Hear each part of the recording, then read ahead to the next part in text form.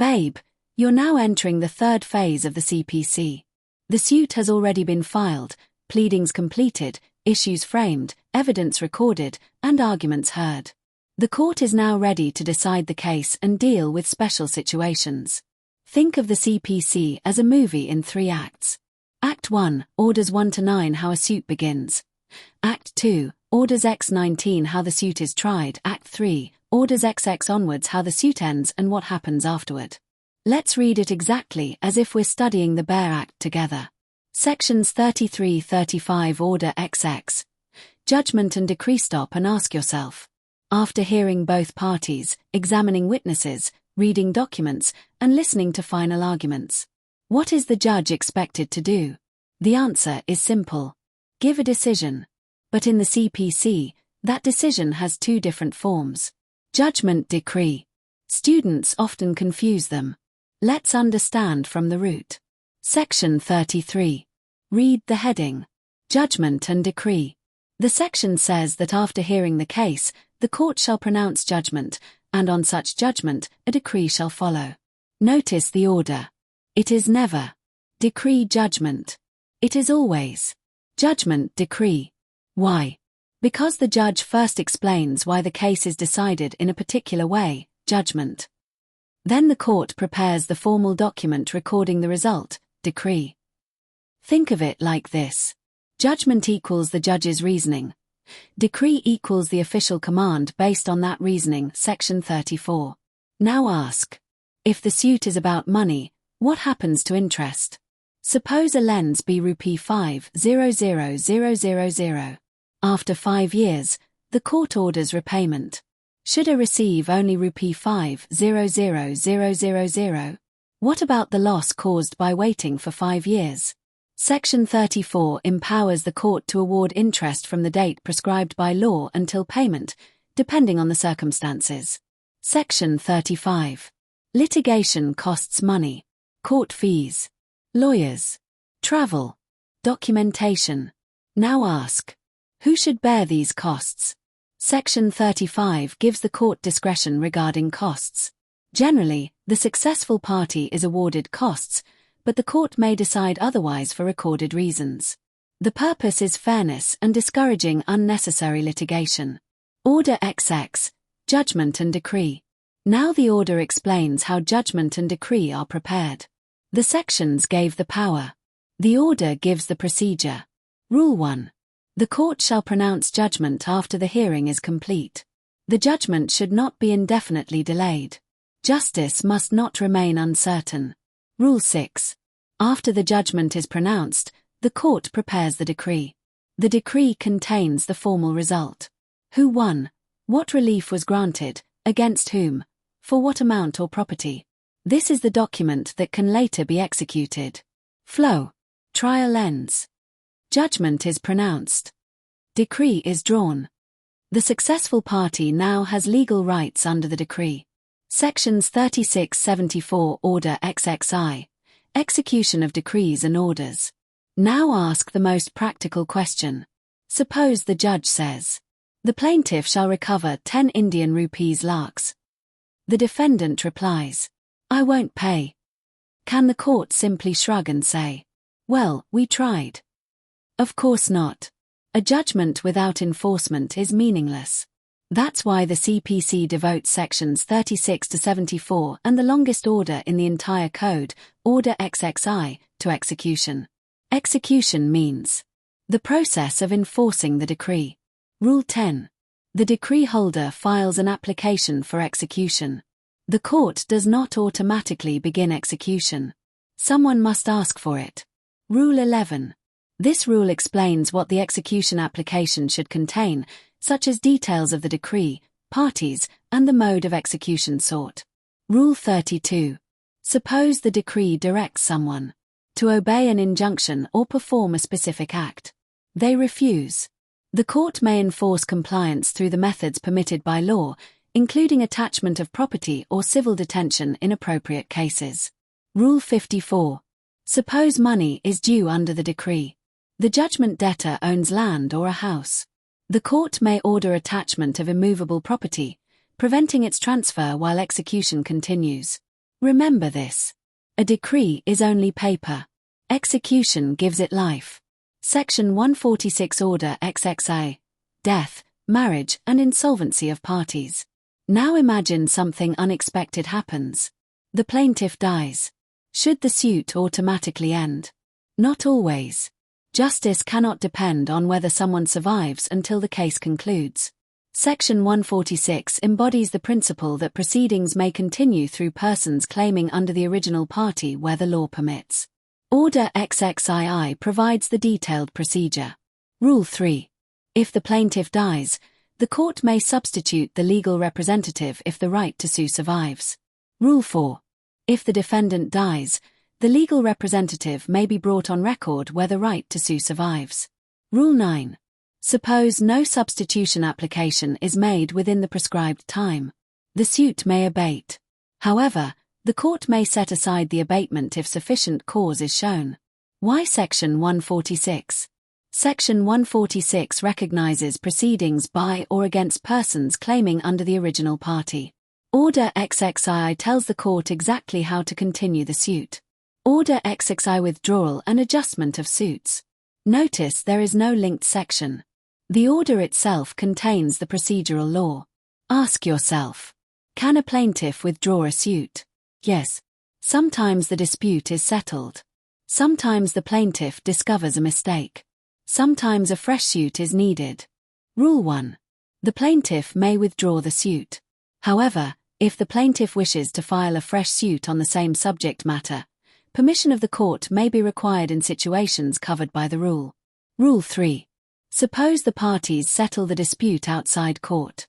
Should the court continue the trial? No. The court may record the lawful compromise and pass a decree in accordance with it. This is called a compromise decree. Section 83 Order XIV. Payment into court. Now imagine the defendant says, I admit I owe 2 Indian rupees lakhs. I am ready to pay.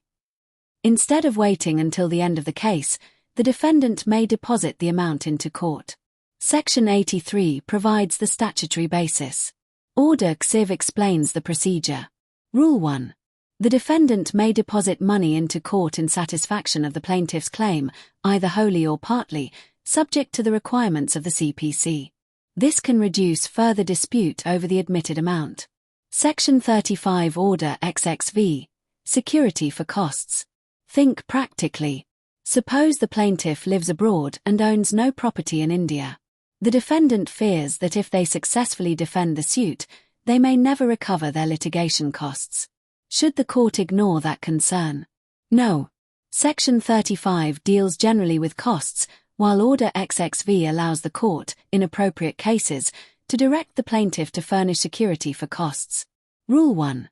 Where the law permits, the court may order the plaintiff to provide security to ensure payment of costs if the defendant ultimately succeeds. This protects defendants against unfair financial prejudice. Section 75-78 Order XXVI. Commissions. Now ask yourself. Suppose a crucial witness is too ill to travel, or a property hundreds of kilometers away must be inspected. Should the case stop? No.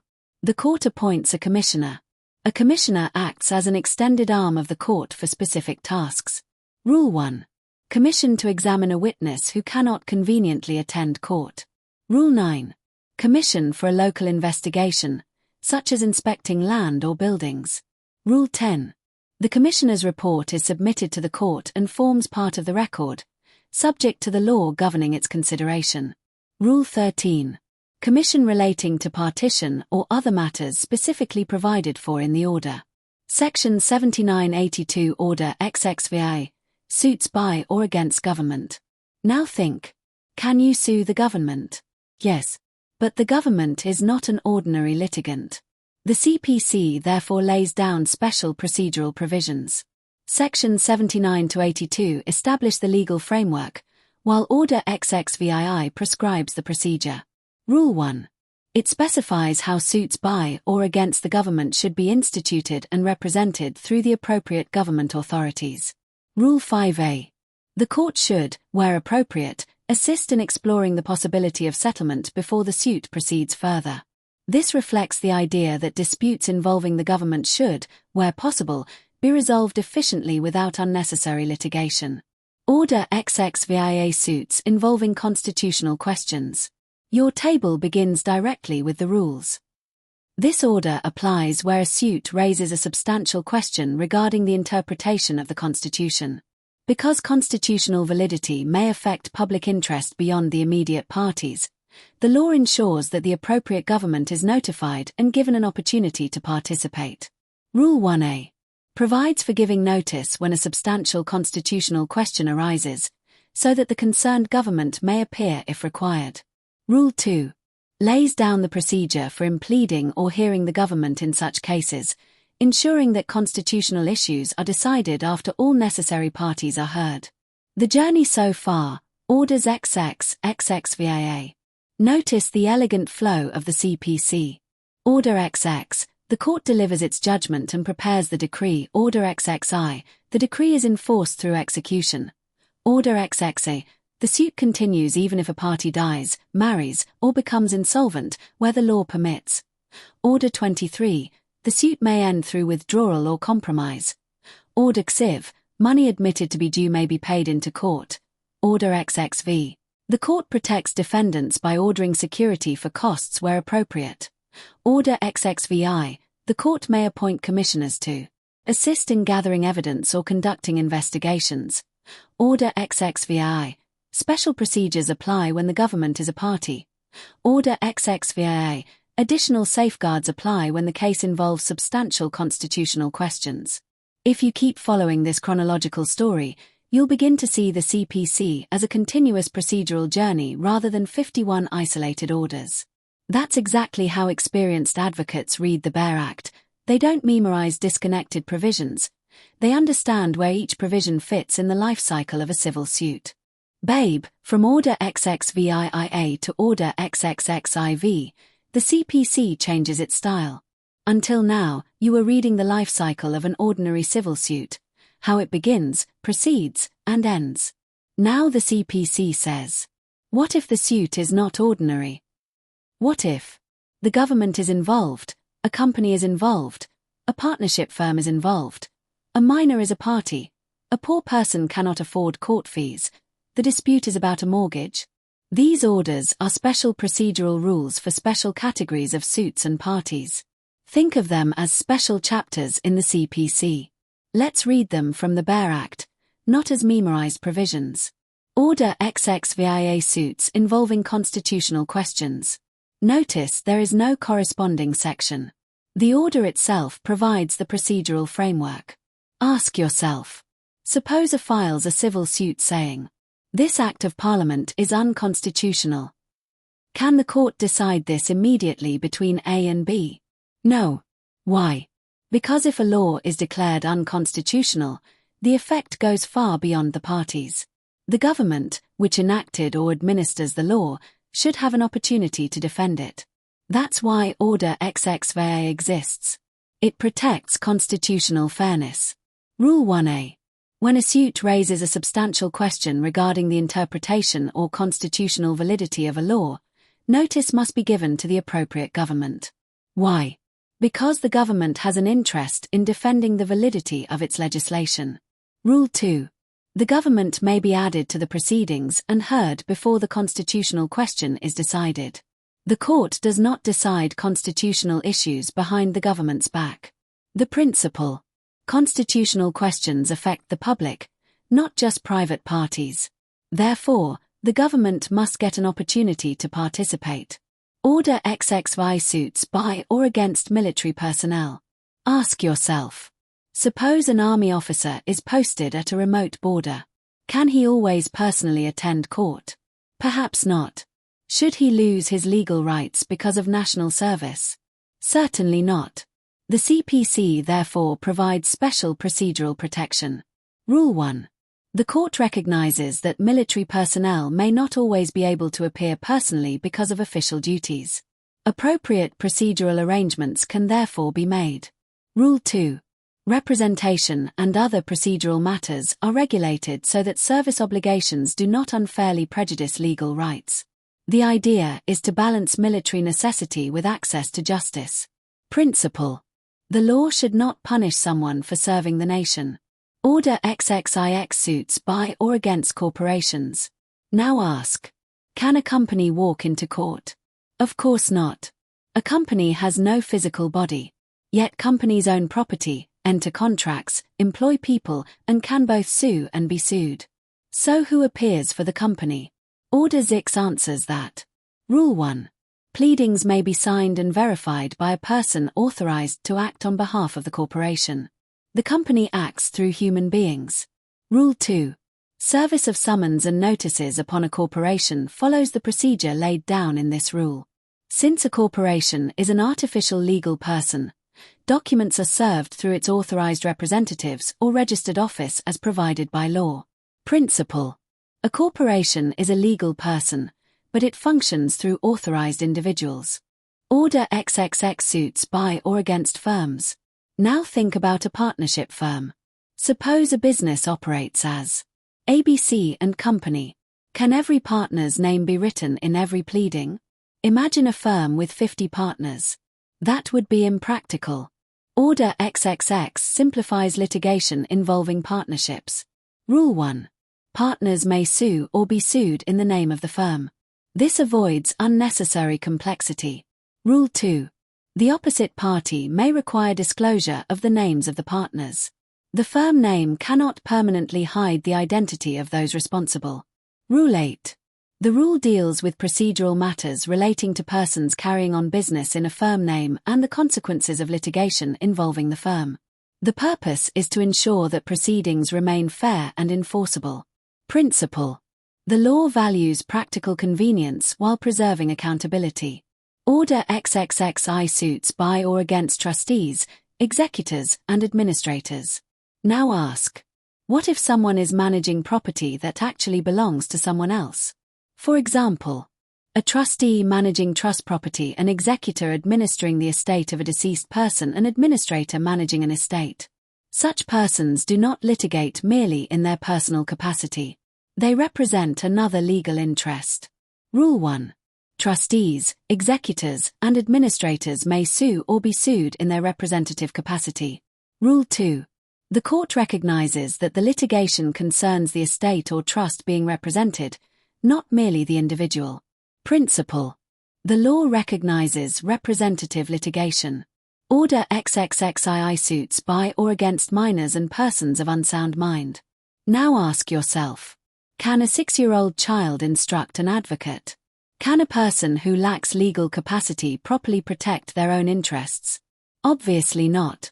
The law therefore gives them special protection. Rule 1. Every suit by a minor must be instituted through a next friend. The next friend acts for the benefit of the minor. Rule 3. When a minor is sued, the court appoints a guardian for the suit to defend the proceedings. This ensures that the minor's interests are properly represented. Rule 15. These protections are extended, so far as applicable, to persons of unsound mind or those incapable of protecting their own interests. Principle.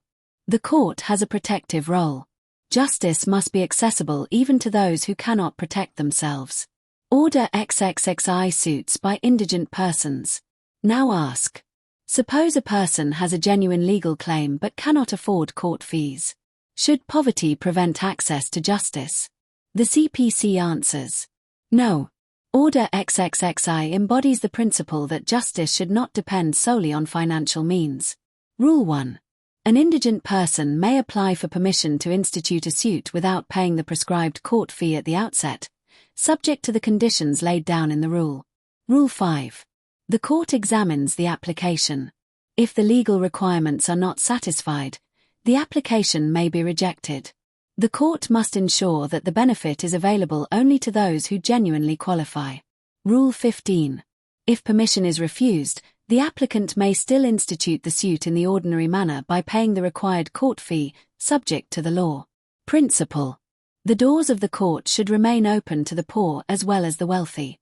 Order XXXIV suits relating to mortgages. Finally, we reach one of the most specialized orders. Ask yourself. Suppose a borrows 20 Indian rupees lakhs from a bank and mortgages his house. Later, he defaults. Can the bank immediately become the owner of the house? Not automatically. Mortgage law has its own detailed procedure. That is why the CPC contains a separate order. Rule 1. This rule applies the order to suits concerning mortgages, including redemption, foreclosure, sale, and related reliefs. Rule 7. Where the mortgagor has the right to redeem, the court may pass a preliminary decree fixing the amount due and granting time for payment before further consequences follow. This reflects the equitable principle that the mortgagor should ordinarily have an opportunity to redeem the property. Rule 15. The rule extends the procedural framework to certain other classes of mortgage suits as provided by the CPC, ensuring consistency in the handling of mortgage litigation. Principle. A mortgage is not simply a loan or a sale. It creates mutual rights and obligations between the mortgagor and the mortgagee.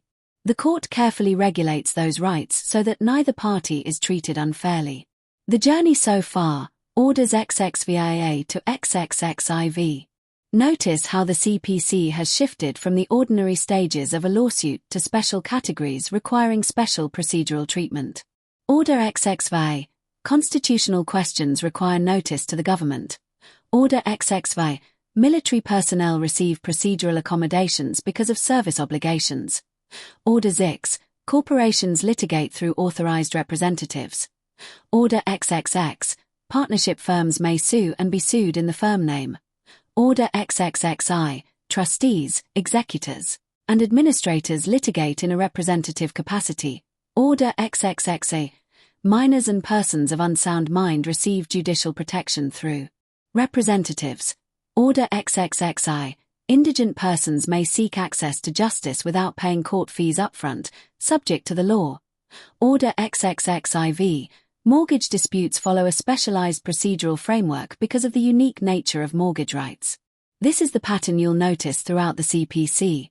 After explaining the general procedure for all civil suits, it creates special procedural pathways whenever justice demands different treatment for particular persons, relationships, or types of litigation. That's the underlying logic that ties these orders together. Babe, you've now reached what I like to call the court's emergency powers and remedies. Until Order XXXIV, the CPC mainly explained who can sue, how a suit proceeds, and special categories of suits. From Order XXXV onwards, the CPC starts answering questions like, what if two people claim the same property? What if justice cannot wait until the end of the suit? What if property may disappear before judgment? What if one party is dissatisfied with the judgment? These orders equip the court with special procedural tools to ensure justice is not defeated. Let's read them as if we are reading the bare act together. Section 88 Order XXXV. Interpleader. First ask yourself. Imagine you're a banker. A customer deposits 10 Indian rupees lakh with your bank. Later, two different people come to you. Person A says, that money belongs to me. Person B says, no, it belongs to me. Now ask yourself, what has the banker done wrong? Nothing. The banker is not claiming the money. He simply doesn't know whom to pay. Should he pay A? If B later proves ownership, he'll be liable. Should he pay B? Then A may sue him. So what should he do? This is exactly why Section 88 and Order XXXV exist. What is an interpleader suit? An interpleader suit is filed by a person who possesses money or property, claims no personal interest in it, but faces competing claims from two or more persons. He asks the court, please decide who is entitled to it. I will hand it over to whoever the court declares to be the rightful owner.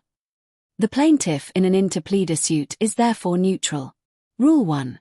Rule 1 lays down the conditions for filing an interpleader suit. The plaintiff must not claim any beneficial interest in the property except charges or costs permitted by law.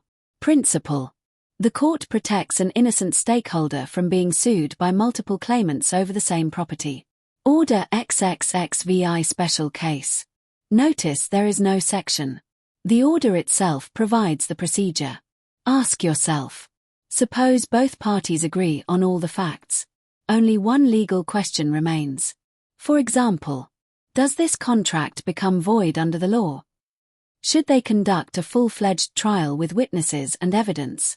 No. The court only needs to answer the legal issue. That's why Order XXXVI exists. Rule 1. The parties may state the facts agreed between them and request the court to decide the legal question arising from those facts. Rule 5. The court hears the legal issue and pronounces its decision based on the agreed facts. Principle. Where facts are not disputed, the law should not force an unnecessary trial. Order XXXV Summary Procedure. Again, there is no corresponding section. Now ask yourself. Suppose a person signs a check. The check bounces. The signature is admitted. There is no real defense. Should the plaintiff still wait 5 or 6 years for a decree? The CPC says, no. Certain commercial cases deserve a faster procedure. What is summary procedure? A summary suit is a simplified procedure where the defendant cannot automatically contest the suit. The defendant must first obtain leave to defend from the court. This prevents frivolous defenses from delaying genuine claims. Rule 1. Specifies the classes of suits to which the summary procedure applies, such as suits based on negotiable instruments and certain written contracts. Rule 2. Explains how such suits are instituted under the summary procedure. Rule 3. The defendant must enter appearance and, where required, obtain leave to defend by disclosing a substantial defense. If no such defense exists, the plaintiff may obtain a decree without a full trial. Principle. The law discourages delaying tactics where liability appears clear on the face of the record. Section 94 Order XXXV Arrest and Attachment before Judgment. Now imagine this situation. A plaintiff files a suit for 50 Indian rupees lakh. During the trial, the defendant starts selling all his property. By the time the plaintiff wins the case, the defendant owns nothing. The decree becomes useless. Should the court wait helplessly? No. Section 94 gives the court supplemental powers, and Order XXXVI explains one such power. Rule 5. If the court is satisfied that the defendant intends to remove or dispose of property to obstruct execution, it may direct the defendant to furnish security, order conditional attachment. The purpose is preventive, not punitive. Rule 6. If the defendant fails to comply with the court's direction, attachment before judgment may be ordered in accordance with the rule. Principle. The court protects the effectiveness of its future decree. Sections 94-95 Order XXXIX Temporary Injunctions and Interlocutory Orders. This is one of the most frequently used orders in civil practice. Ask yourself. Suppose 2 neighbors dispute ownership of a tree. Before the suit ends, one neighbor decides to cut it down. If the court waits until the final judgment, the tree is gone forever. Justice would become meaningless. That is why temporary injunctions exist. What is an injunction? An injunction is a court order directing a person to do or refrain from doing a particular act. A temporary injunction operates during the pendency of the suit. Rule 1. The court may grant a temporary injunction where there is a danger that the property in dispute may be wasted, damaged, alienated, or otherwise affected before the suit is decided. Rule 2.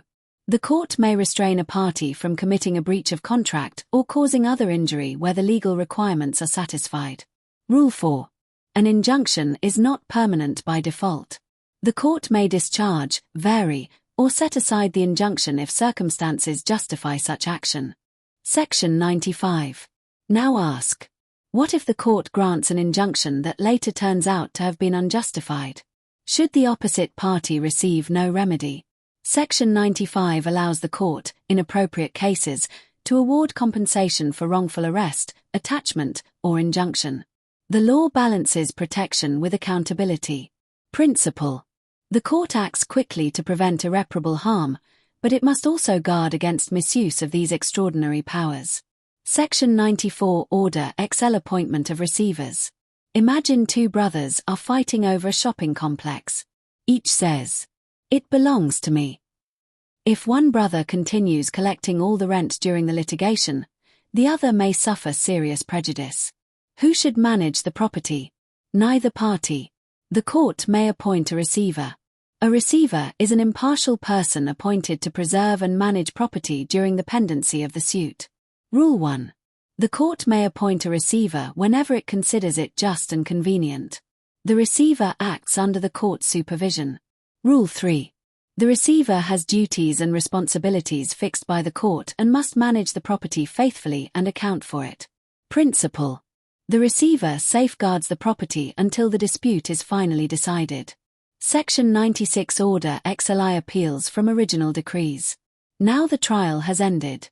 A judgment has been delivered. The losing party asks, "Can I challenge this decision?" The CPC answers, "Yes, in appropriate cases."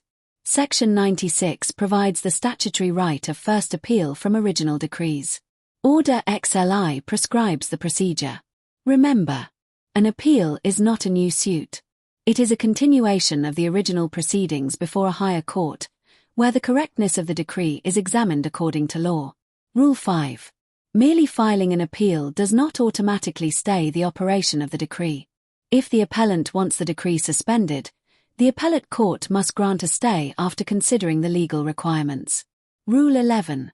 The appellate court may examine the appeal at a preliminary stage and dismiss it if it finds no sufficient ground to proceed.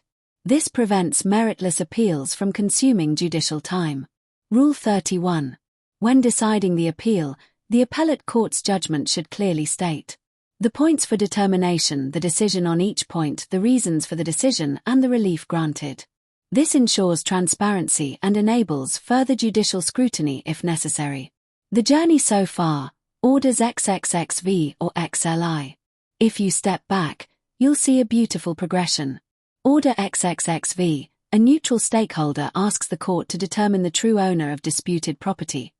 Order XXXVI, where facts are agreed, the court decides only the legal question. Order XXXVI, certain clear commercial claims are decided through a faster summary procedure. Order XXXVI. The court preserves the effectiveness of a future decree by preventing the defendant from frustrating execution. Order XXXIX. The court grants temporary protection through injunctions and other interlocutory orders when immediate intervention is necessary. Order XL. The court appoints a receiver to preserve disputed property impartially during litigation. Order XLI. After the judgment, an aggrieved party may invoke the appellate jurisdiction to challenge the original decree.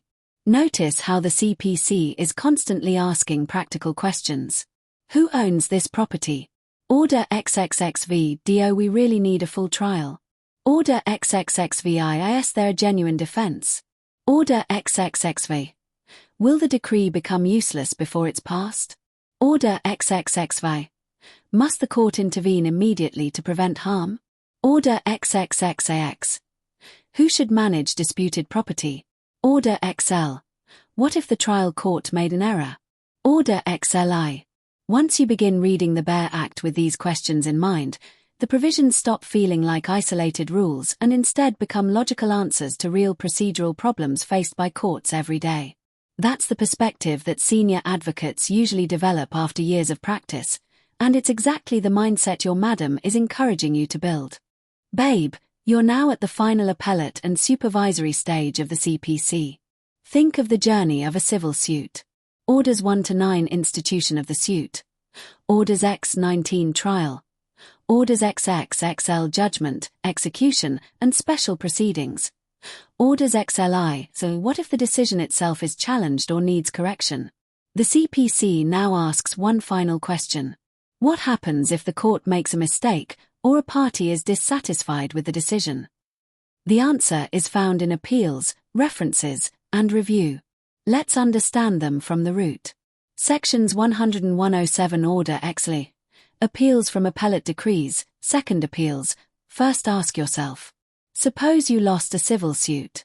You filed a first appeal under Section 96. The appellate court also decided against you. Can you appeal forever? No. The CPC believes that litigation must eventually end. So the law allows a second appeal, but only in limited circumstances. Section 100. Read its heading. Second appeal. Notice something important. Section 100 does not say, every appellate decree may be appealed. Instead, it says a second appeal lies only if the case involves a substantial question of law. That means crossmark not because you dislike the judgment. Crossmark not because you think the facts were wrongly appreciated. White heavy checkmark only when there is an important legal question that requires determination. What is a substantial question of law? Ask yourself. Suppose the trial court and the first appellate court both find that the signature on the contract is genuine. Can the High Court re-examine that factual finding in a second appeal? Generally, no. But suppose both courts misunderstood the legal interpretation of a statutory provision. That raises a substantial question of law. The High Court may then entertain a second appeal. Section 107. Now ask. If the appellate court hears the appeal, what powers does it possess? Section 107 says the appellate court has broad powers, including determining the case finally, remanding it, framing issues, taking additional evidence where permitted by law. In simple words, the appellate court is not a mere spectator. It has significant powers to ensure justice. Order XLI. Order XLI does not create the right of second appeal. That right comes from Section 100. Instead, Order XLI tells us how the procedure for second appeals is to be conducted, largely by applying the procedure of first appeals where appropriate. Rule 1. The procedure applicable to first appeals generally applies to second appeals unless otherwise provided. Rule 2. The appellate court follows the prescribed procedure while remaining mindful of the limitations imposed by Section 100. Principle. A second appeal is exceptional. It exists to correct significant legal errors, not to conduct a fresh factual trial. Section 104 Order XLI. Appeals from orders. Now ask yourself. Not every important judicial decision is a decree. Sometimes the court passes an order during the course of the proceedings. For example, refusing an injunction, appointing a receiver, rejecting an application in circumstances where the CPC provides an appeal. Can such orders be appealed? Sometimes, yes. Section 104. This section provides that only those orders specified by the CPC are appealable.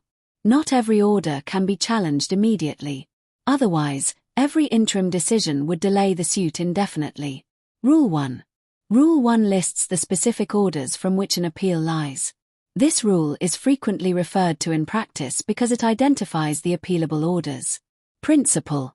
The law balances two objectives: giving parties a remedy against important interlocutory decisions, preventing endless interruptions in the progress of the suit. Order XLIV appeals by indigent persons. Notice there is no corresponding section. The order itself lays down the procedure. Ask yourself. Suppose a poor litigant loses a suit. They wish to file an appeal, but they cannot afford the appellate court fee. Should poverty prevent them from challenging the decree? No. Just as Order XXXI helps indigent persons institute suits, Order XLIV helps them file appeals. Rule 1. An indigent person may apply for permission to file an appeal without paying the prescribed court fee upfront, subject to the conditions of the CPC. Rule 2. The court examines whether the applicant genuinely qualifies as an indigent person before granting permission. The benefit is reserved for deserving cases. Principle. Access to appellate justice should not depend solely on financial resources. Sections 109-112 Order XLV. Appeals to the Supreme Court. Now ask. Suppose even after the High Court decides the matter, an important question remains. Can the case reach the Supreme Court? Yes, in cases where the Constitution and the CPC permit. Sections 109 to 112. These sections deal with appeals to the Supreme Court in the situations recognized by law. Historically, they governed civil appeals to the Supreme Court, but today they operate alongside the constitutional provisions governing such appeals. Order XLV. The order prescribes the procedure where such an appeal is maintainable. Rule 1. The party seeking to appeal must satisfy the legal requirements for approaching the Supreme Court. Where required by law, the appropriate certificate or permission must be obtained. Rule 3. The High Court processes the appeal in accordance with the procedural requirements before it proceeds to the Supreme Court. Principle: the Supreme Court is not another ordinary appellate court. Only cases meeting the prescribed legal requirements reach it. Section 113 Order XLVI. Reference. Now ask yourself. Suppose a subordinate court is hearing a suit. While deciding it, the judge encounters a difficult legal question. The judge is genuinely uncertain. Should the judge guess? No. The CPC provides another mechanism. What is a reference? A reference is not an appeal.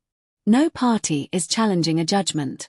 Instead, the subordinate court itself seeks the opinion of the High Court on a legal question. Section 113. The section empowers the subordinate court to make a reference to the High Court where the legal conditions are satisfied. Rule 1. Rule 1 explains the procedural manner in which the reference is made.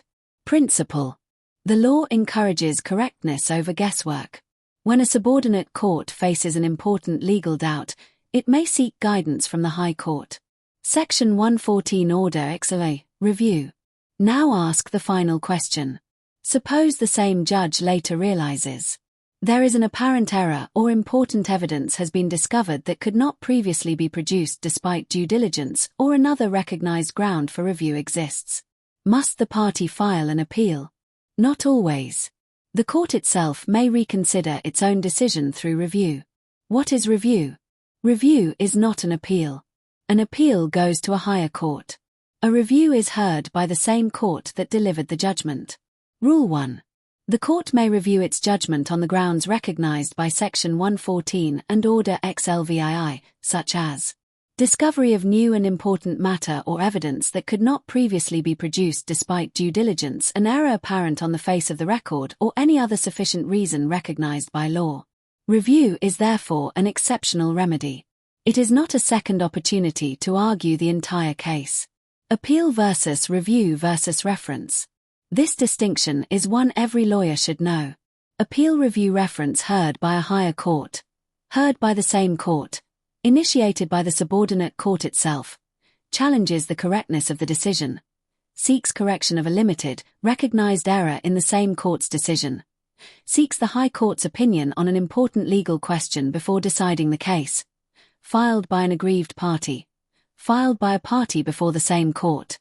Made by the court, not by the parties. The journey so far. Orders 42 to 47. Notice how the CPC now provides a complete hierarchy of corrective mechanisms. Order XLI. A second appeal lies only on a substantial question of law. Order XLI. Certain important orders are independently appealable. Order XLIV. Indigent persons are given access to appellate remedies. Order XLV. Eligible civil matters may proceed to the Supreme Court in accordance with law. Order XLVI. A subordinate court may seek guidance from the High Court through a reference. Order XLV. The same court may review its own judgment on limited statutory grounds. A simple way to remember. Whenever you're confused, ask these 3 questions. I disagree with the judgment. I want a higher court to examine it. Appeal. The same court made an obvious legal mistake, or there is a recognized ground for reconsideration. Review. The judge is unsure about an important legal question before deciding the case. Reference. That one distinction alone will help you understand a large part of the CPC's supervisory framework and will make your reading of the BARE Act much more meaningful. Babe, you've reached the very end of the Code of Civil Procedure. Party popper. Many students read orders XLVI to LI very quickly because they are comparatively short. But if you understand why they exist, you'll feel like you've actually completed the journey through the BARE Act. Think of it this way. The CPC has already taught us how to file a suit, how to conduct a trial, how to deliver a judgment, how to execute a decree, how to appeal. Now, at the end, the code asks one final question. Does the same procedure apply to every court in India? The answer is not always. These last orders deal with special courts and general procedural matters. Order XLI miscellaneous. Notice there is no corresponding section. Why?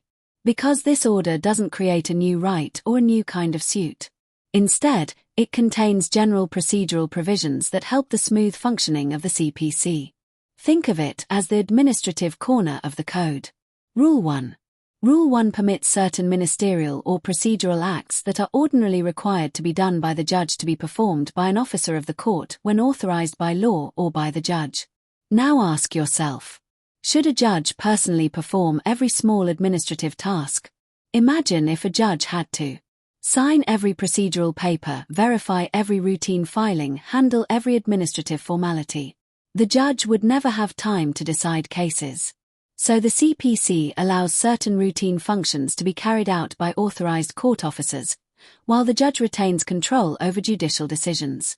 Principle: judicial work should remain with the judge. Administrative work may, where the law permits, be delegated to authorized court officers. This makes the administration of justice more efficient. Order XLIX Chartered High Courts. Again, there is no section. Now ask, why does this order specifically mention Chartered High Courts? To understand this, we need a little history. During British rule, certain high courts, such as those at Calcutta, Bombay, and Madras, were established by royal charters. These courts had some special procedural powers and long-standing practices that differed from ordinary civil courts. When the CPC was enacted, Parliament recognised those historical differences. Instead of abolishing them immediately, it created Order XLIX. Rule 3. Rule 3 specifies that certain provisions of the CPC do not apply, or apply with modifications, to chartered high courts as provided by the order. The purpose is to preserve the special procedural framework where the law so directs. Principle: sometimes the law recognizes historical and institutional differences between courts. Order XLIX respects that historical background. Order L Provincial Small Cause Courts. Again, there is no section. Ask yourself, suppose someone files a suit to recover 8,000 Indian rupees from a neighbor. Should the case undergo the same lengthy procedure as a complex property dispute worth crores of rupees? Probably not. Some disputes are small, simple, and require speedy disposal. That is why small cause courts exist. Historically, provincial small cause courts dealt with minor civil disputes through a simplified procedure. Rule 1. Rule 1 provides that certain provisions of the CPC do not apply, or apply with modifications, to provincial small cause courts as specified in the order. The aim is to ensure quick and inexpensive disposal of small-value civil disputes. Principle: simple cases should have simple procedures. The law adapts procedure to the nature of the dispute. Order LI Presidency Small Cause Courts. Finally, we arrive at the last order of the CPC. Now ask, if there were provincial small cause courts, why is there another order for Presidency Small Cause Courts? Again, history explains it. During the British period, the Presidency towns, Calcutta, Bombay, and Madras, had separate Presidency Small Cause Courts with their own statutory framework. Because these courts differed from provincial small cause courts, the CPC treated them separately. Rule 1. Rule 1 recognizes the special procedural position of Presidency Small Cause Courts and provides for the application or modification of CPC provisions as laid down in the order. Principle: different courts sometimes require different procedural rules because of their legal history and statutory framework. The final journey, Orders XLVI-LI. Notice how beautifully the CPC concludes. Order XLVI, General Administrative and Miscellaneous Procedural Matters. Order XLIX, Special Procedural Provisions for Chartered High Courts. Order L, Special Procedural Rules for Provincial Small Cause Courts. Order LI, Special Procedural Rules for Presidency Small Cause Courts. These orders don't introduce new rights or new remedies. Instead, they ensure that the CPC can operate effectively across different kinds of courts with different historical and institutional backgrounds. The entire CPC in one story. Now that you've completed all 51 orders, here's the simplest way to remember the entire code. Orders 1 to 9: how a civil suit begins, parties, plaint, summons, written statement.